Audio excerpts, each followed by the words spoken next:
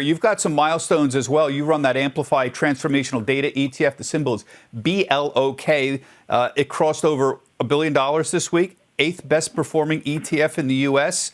And this is primarily a bet on not cryptocurrencies, but blockchain itself, which is what I'm really interested in. Are there really enough companies around right now that are devoted to blockchain that can enable you to actually get positions on this?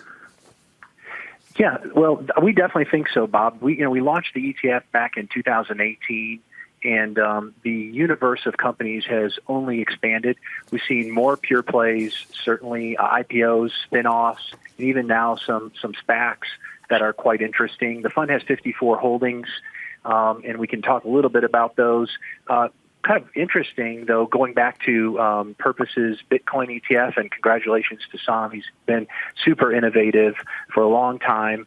Currently you can only really buy GBTC as a packaged product in the U.S. There is a Bitwise offering as well.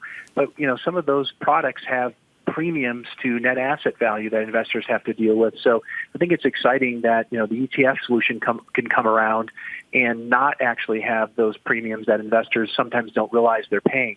Kind of interesting, though, Bob, is we just passed our 3-year anniversary in Block, and believe it or not, Block's outperformed GBTC since its launch by more than 20%. So here, the blockchain and crypto-sensitive stocks in Block have been able to actually deliver a better return to investors than something like the Grayscale Bitcoin Trust. That's one of the primary ways investors in packaged product land are investing in Bitcoin today.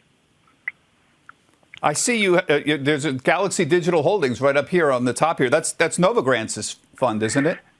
That's right. That's right. So that is an interesting holding because it's really a venture play in the crypto and blockchain space. It certainly is doing a fair amount of investment banking with that firm, but also several different ventures of private and companies.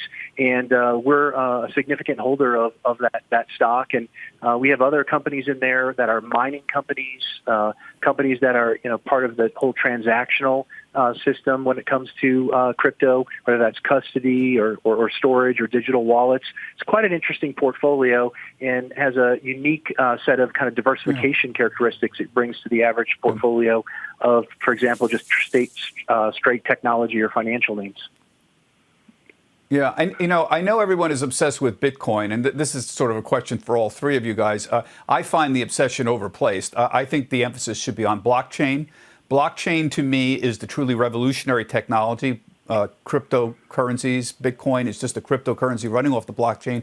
Blockchain answers the question, how do I know I own something, Christian? How do I know that I sent some money overseas to my friend in London? How do I know I bought a piece of property and get title to it? I can use blockchain for that. How do I know I bought 100 shares of IBM? We have companies that exist as middlemen to make sure we do them and do settlement. But blockchain could do that. When do you think the world's going to catch on that blockchain is truly revolutionary and Bitcoin is this little flapping appendage? I don't mean to belittle it, but I don't understand why people don't see the truly revolutionary potential of blockchain. I agree with you. I think everybody on this panel would agree with me that it was maybe this is the wrong analogy, but I really think that the Bitcoin was a little bit of a cart before the horse, right? And it just slowed the blockchain down. Blockchain is definitely the real story. And that ETF Block is doing well. I mean, it has Square and PayPal in it. If you're in that ETF, you're getting the benefit of those gains on those companies, whether blockchain takes off or not. So that's a good way to put it. But it was really a cart before the horse, and everyone, because we had that initial little bubble in Bitcoin, it goes from 20 grand to 4 grand. People are like, I'm staying away from this, and they associate blockchain with it. When really, if they had just done blockchain first and then came out with Bitcoin, we'd be much further along. But I think we're closing that gap. I'm curious if everybody agreed. Let me just, we got to wind down, but I wonder what your thoughts are on a tethered cryptocurrency. For example, the thing that would matter to me would be a U.S. dollar, tethered U.S. dollar, where you could have a digital wallet. I suppose you'd have to open a digital bank account or some kind of thing where I could send my money to my friend overseas in 0.1 seconds. Why hasn't that taken off? What's the limitation? That seems to be truly revolutionary. Yeah, I mean, Bob, it is. I mean, first off, to your question earlier, look, Bitcoin, you have to respect what Bitcoin did. It is unbelievably fascinating how this technology has been built and the original principle of it. But it's a very linear mindset. What it has now done, Bitcoin has become more of this kind of asset store of value principle, less on the technology side. But the underlying technology then spawned all the subsequent things like Ethereum and other, stablecoin principles, which to me are revolutionary. And look, I mean, from a principle perspective, I think from a technology investor perspective and a business manager and a business operator, you need to be paying attention to blockchain. It's going to revolutionize many of the elements of how we operate. But Bitcoin in itself has become unique. It's a ubiquitous asset that is ultimately now being mass adopted as a store of value. And in the last number of years, you've seen that. But I agree with you. We already have stablecoins. Stablecoins have exploded this year in utilization. And I think the stablecoin principle, whether it's USD-based, fiat-based, or just actually a different type of stable asset that it backs, which is actually really fascinating, will be, I think, very important to kind of decentralizing finance in many ways.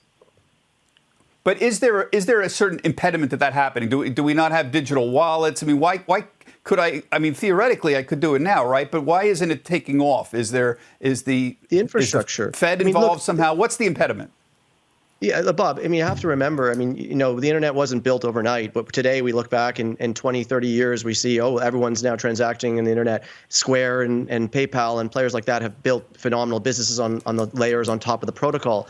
But the protocol has to be built. And that's ultimately what, Bitcoin and then Ether and subsequent call it protocols are really focusing on is, can they build the protocol that can scale? And then the businesses will layer on top of that the applications that will basically really change the way we interact and do business and transfer money or do contracts and all the things that you talked about earlier. I think it's going to be really exciting. But the protocol has to ultimately be proved. It's already proven security. It's already proven governance. The key thing is scalability.